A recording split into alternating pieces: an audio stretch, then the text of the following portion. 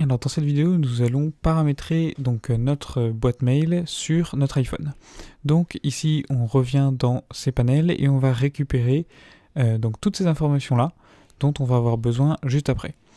Donc une fois que j'ai récupéré ces informations, je vais descendre ici dans mot de passe et compte et je vais ensuite descendre sur ajouter un compte.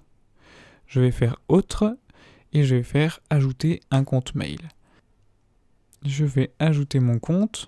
Donc ce sera recup@ad-sum.com. Je vais mettre mon mot de passe.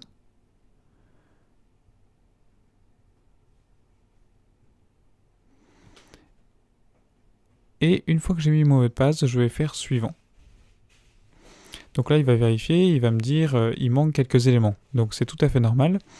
Donc adresse c'est bon, description c'est bon, nom d'hôte comme on l'a vu tout à l'heure, c'est mail.ad-sum.com. Donc vous remplacez bien sûr adsum.com par votre nom de domaine. Donc c'est ce qu'on a vu dans serveur entrant tout à l'heure dans mail sur votre cPanel. Votre nom d'utilisateur, c'est donc toute votre adresse mail en entier. Donc moi ici, recup@ad-sum.com. Le mot de passe est déjà rentré. Serveur d'envoi, donc c'est le serveur sortant. C'est à nouveau mail.votre nom de domaine. adsum.com. Le nom d'utilisateur, c'est recup@ad. C'est toute votre adresse mail.